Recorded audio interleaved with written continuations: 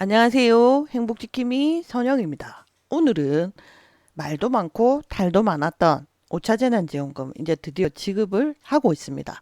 9월 6일부터 온라인으로 신청 받고 있고요. 다음 주 9월 13일부터는 오프라인으로 신청받을 예정입니다. 그래서 9월 6일 첫째 주 그리고 9월 13일 첫째 주에는 오부제로 시행하고 있다는 거 알고 계시면 되고, 온라인으로 이번 주에 오부제 못하신 분들은 주말에 이번 주 내일 모레 걸쳐서는 오부제를 하지 않기 때문에 그때는 신청을 온라인으로 하셔서 신청하시면 되고요. 다음 주도 오프라인으로 신청 받기는 하는 첫째 주라서 오부제로 하는 점 알고 계시면 됩니다. 이 부분 이렇게 지금 신청하고 있는데 9월 6일부터 이 신청을 받고 있거든요. 11월 12일까지 이 신청이 폭주하고 있다고 합니다. 그래서 88%가 90%로 상향이 될 예정이라고 하고 90%로 상향하겠다라고 정부에서 제시했습니다. 그 부분들 정리해 보도록 하겠습니다. 집도 차도 없는 나 지원금 왜 못 받나 체크포인트 5가지 정리해 보도록 하겠습니다. 구독, 좋아요, 홍보, 알람 부탁드립니다.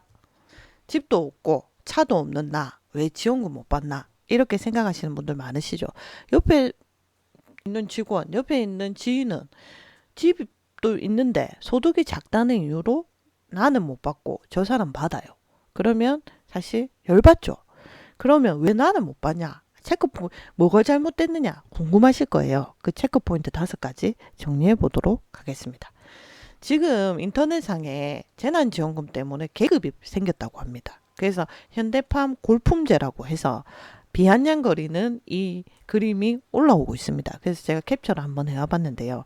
재난지원금 계급표가 생겼다고 합니다. 그래서 재산세 과세표준 기준도 초과하고 금융소득 기준도 초과하고 건강보험료 기준도 초과하면 성골이라고 합니다. 상위 3%죠. 그리고 이 3개 중에 금융기준, 건강보험료 기준 2개를 초과하면 상위 7%인 진골, 그리고 요 3개 중에 건강보험료만 초과하면 상위 11%인 육두품이라고 합니다. 그럼 나머지는 뭐냐? 평민과 노비라고 합니다. 난 노비 아니야? 이렇게 다 생각하신대요. 이것 때문에. 그래서 평민은 이제 재난지원금 받으시는 분들은 대부분 평민이죠. 상위 90%고요.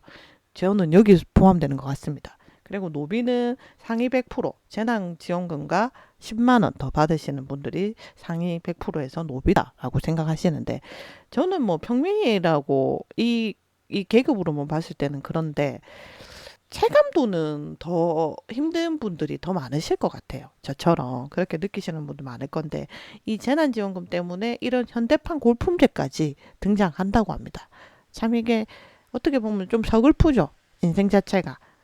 그래서 그 부분들을 한번 정리를 해보면, 온라인은 아까도 말씀드렸지만 9월 6일에서 10월 29일까지 이번 주 월요일부터 이제 신청을 받고 있잖아요. 그래서 신용이나 체크카드는 카드사 홈페이지나 웹을 통해서 하시면 되고, 지역사랑 상품권이 같은 경우에는 상품권 홈페이지나 웹을 통해서 하시면 되잖아요.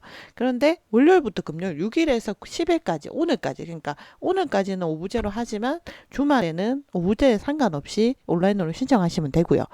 다음 주 13일부터 10월 29일까지. 그러니까 온라인이든 오프라인이든 끝은 10월 29일까지예요.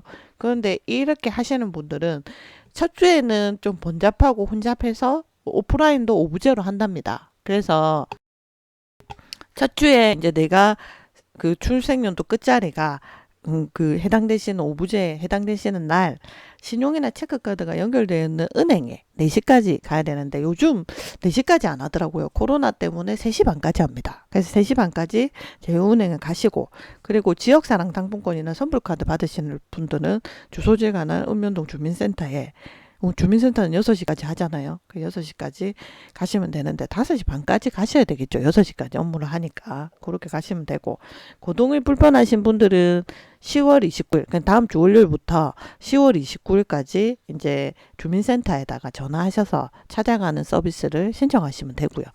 이 신청은 이번 주 월요일부터 했습니다. 해서 11월 12일까지, 다 다음 달 12일까지 받거든요. 근데 이 신청 자체가 지금 완전히 폭주해서 난리라고 합니다. 지금 받은 게 오늘 빼면 4일밖에 안 되잖아요. 그래서 이제 정부에서 88%를 90%로 상향하겠다. 라고 했습니다.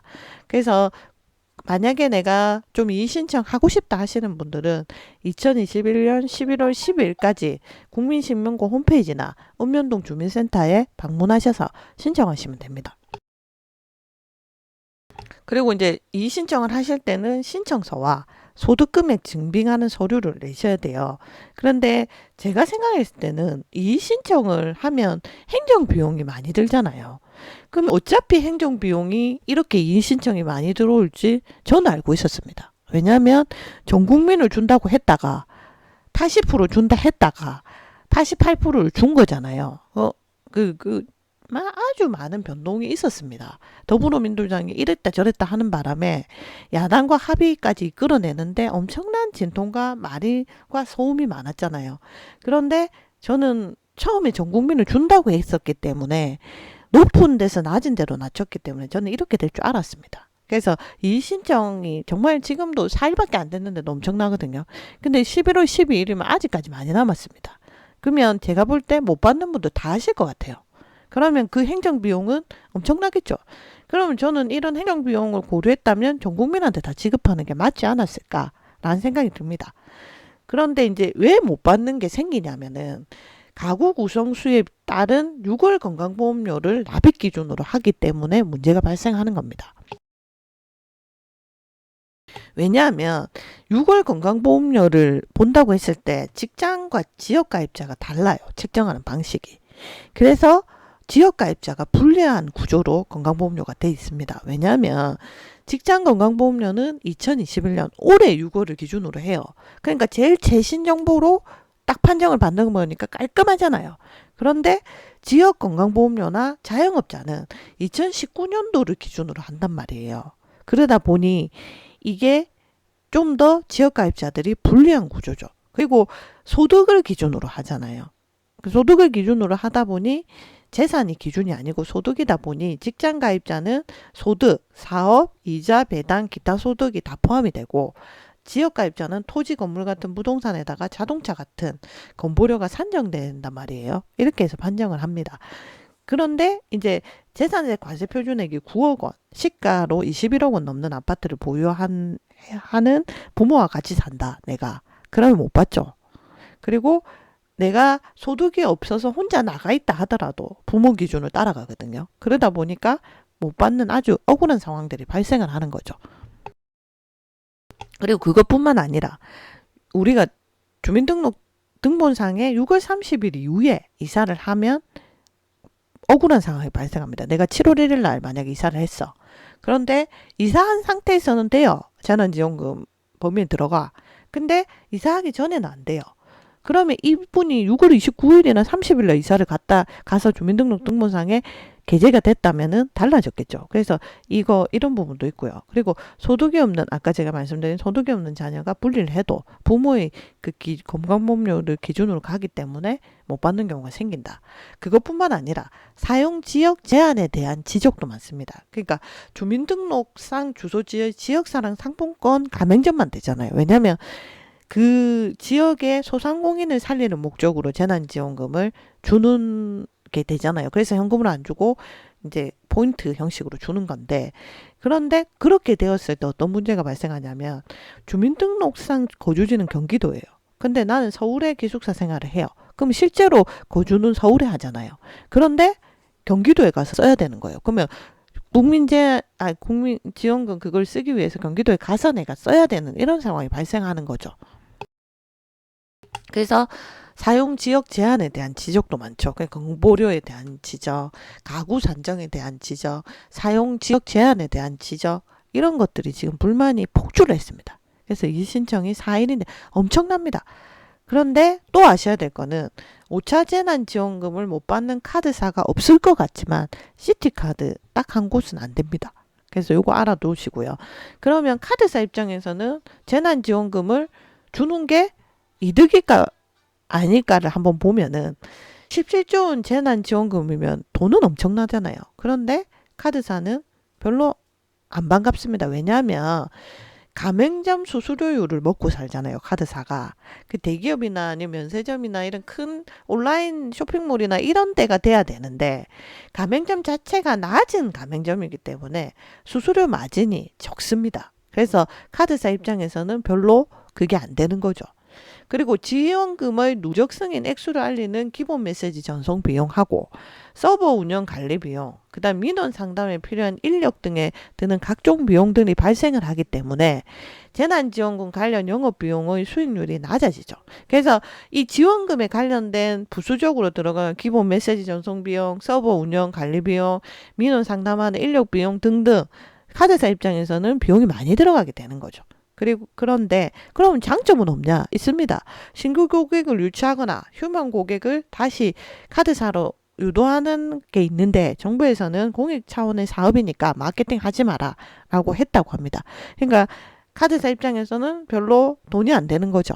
그렇지만 저는 어떻게 생각하냐면 우리가 이게 이제 코로나가 터져서 소상공인이나 여러 가지 분들 보면은 업종이 어려운 업종도 있지만 좀 돈을 많이 버는 업종들도 있어요. 저는 카드사나 아니면 금융 쪽이나 증권사는 돈 많이 벌었다 생각하거든요. 그러면 그런 분들은 이럴 때 조금 기부도 하고 좋은 일도 많이 하잖아요. 그렇게 하는 차원에서 공익 차원의 사업에 좀 더 동참해 주시는 게 맞지 않나 이런 생각이 듭니다. 그래서 정리를 해보면은 9월 6일부터 지금 5차 재난지원금 신청이 시작되었잖아요. 언제까지? 10월 29일까지. 신청하실 수가 있고 사용은 언제까지 해야 돼요? 올해 말까지 12월 말까지 쓰셔야 돼요. 안 쓰시면 자동으로 소멸됩니다. 그런데 내가 못 받는 대상으로 왔어. 그러면 11월 12일까지 이의 신청을 할 수 있단 말이에요. 그러면 내가 못 받는다 하면 무조건 이의 신청을 해보세요. 왜냐하면 이의 신청을 하시면 소득 관련된 증빙 서류나 신청서를 같이 받는데 내가 감수한 부분을 할 수 있는 서류들을 한번 내보는 거죠. 내보면 건강보험료 산정을 다시 한다고 합니다. 그래서 꼭 반드시 저는 만약에 못 받으시는 분들은 대상이 안 되시는 분들은 꼭 신청을 한번 해보시라고 말씀드리고 싶어요. 그렇게 하시고 그리고 이제 카드사는 시티카드는 안 된다라는 거 알고 계시고요. 그러면 나는 왜 못 받냐? 왜 못 받냐? 나는 왜 못 받냐? 이게 궁금하시죠? 그 체크 포인트를 5가지를 보시면은 첫 번째는 건강보험료예요. 제가 아까 말씀드렸잖아요. 가족 산정 수에다가 건강보험료의 기준을 본다 했잖아요. 그러면 건강보험료는 올해 6월달 기준으로 본다 했잖아요. 근데 지역가입자는 2019년도 그리고 직장은 2021년도를 기준으로 본단 말이에요. 근데 내가 지역가입자다. 자영업자다. 그러면 2019년도 기준으로 봤을 거라고요. 그러면 불리하겠죠. 왜냐하면 자영업자 같은 경우에는 제가 나중에 여기서 말씀드리겠지만 자영업자들은 2019년도보다는 20년도 코로나 터진 이후에 소득이 안 좋단 말이에요. 그런데 2019년도 거를 봐버리면 내가 조금 괜찮게 돌아갈 때의 소득을 기준으로 보기 때문에 불리하죠. 그리고 지금 90%로 상향한다고 하니까 이의 신청을 해보는 거죠, 무조건. 네, 해보시라고 저는 말씀드리고 싶고. 그리고 산정가구 같은 경우에도 아까도 제가 말씀드렸지만 혼자 살고 있어. 부모하고 분리돼 있는데 소득이 없어요. 그러면 부모 지급 기준을 따라갑니다. 근데 거꾸로 소득이 있는 자녀가 경제적으로 부양하는 부모가 있어요. 그러면 이거는 주소가 다르면 다른 가구로 봐요. 그러니까 이런 산정 가구 기준도 다르기 때문에 이것도 고려를 해보셔야 되고 그리고 우리가 이제 선정 가구 수를 볼 때 기준이 언제냐면 6월 30일 기준입니다. 주민등록 세대 기준으로 했을 때. 그런데 내가 형제간에 2명이서 같은 세대에 살고 있다가 7월 1일 날 2명 같이 하면 안 될 것 같아서 한 명이 분리를 해서 나갔어요. 7월 1일 날. 그러면 이분들 못 받죠. 왜냐하면 6월 30일 전에는 2명 같이 있었으니까. 그러니까 이거는 주민등록 세대 기준이 6월 30일 기준이라는 것도 알고 계셔야 되고 내가 그 이후에 이사를 했으면 산정 안 될 수도 있다. 그리고 이제 재산을 보기는 보잖아요. 금융소득 합계가 2천만 원 초과하거나 재산세 가세 표준의 합계액이 9억 원, 시가로 20억, 21억, 22억 이상의 아파트를 갖고 계시면 보통 못 받아요. 그렇기 때문에 이제 이런 부분도 한번 찾아보셔야 되고 그리고 자영업자, 아까 제가 말씀드렸잖아요. 직장 가입자는 2021년 6월에 건강보험료를 그대로 적용을 합니다. 근데 지역가입자나 자영업자 같은 경우에는 2019년도를 기준으로 하기 때문에 이 종합소득세를 기준으로 한단 말이에요. 그래서 이 신청을 하게 되면 지난해 2020년도 5월달 신고한 종합소득세를 기준으로 한다고 하니까 만약에 못 받아서 내가 대상이 안 된다 하면 무조건 이 신청 해보시는 거예요. 왜냐하면 건강보험료를 90% 상향을 하겠다 했잖아요, 정부에서. 그러면 이게 운 좋으면 100%도 될 수 있을 수도 있고, 근데 100%가 안 된다 하더라도 이 신청을 하면 건강보험료 다시 산정을 받고 작년 거 코로나 때 5월 달에 신고한 종합소득세를 기준으로 하니까 내가 더 유리하겠죠. 그럼 받을 확률이 높아지겠죠. 그래서 요 5가지 체크 포인트 한번 체크해 보시기 바랍니다. 첫 번째, 건강보험료가 90%까지 들어와지느냐. 그리고 그리고 지역가입자나 자영업자 같은 경우에는 무조건 건강보험료 이의신청해서 산정을 다시 받는다. 두 번째, 산정 가구는 혼자 살더라도 소득이 없으면 부모 지급 기준을 날라간다. 그리고 소득이 있는 자녀는 경제적으로 부모를 부양하면 주소가 다르면 다른 가구로 본다는 거. 그리고 최근에 이사했으면 인정 못 받을 수도 있다. 왜냐하면 주민등록 세대 기준으로 6월 30일을 기준으로 하기 때문에. 그리고 내가 재산이 금융소득이 2천만 원 넘거나 그리고 시가 21억 이상 아파트를 가지고 있으면 못 받는다. 자영업자들은 2019년도 신고한 종합소득세를 지금 기준으로 하니까 2020년도 5월에 신고한 종합소득세를 기준으로 하려면 이 신청을 해서 다시 산정을 받아본다. 이렇게 체크를 한번 해보시는 거예요. 그래서 이렇게 체크를 해보시고 그래 내가 못 받았잖아요. 그러면 무조건 2021년 11월 10일까지 이 신청 반드시 해보시기 바랍니다. 구독과 좋아요는 저에게 힘이 됩니다. 여러분들의 많은 성원 감사드리고요. 구독, 좋아요, 홍보, 알람 부탁드립니다. 감사합니다.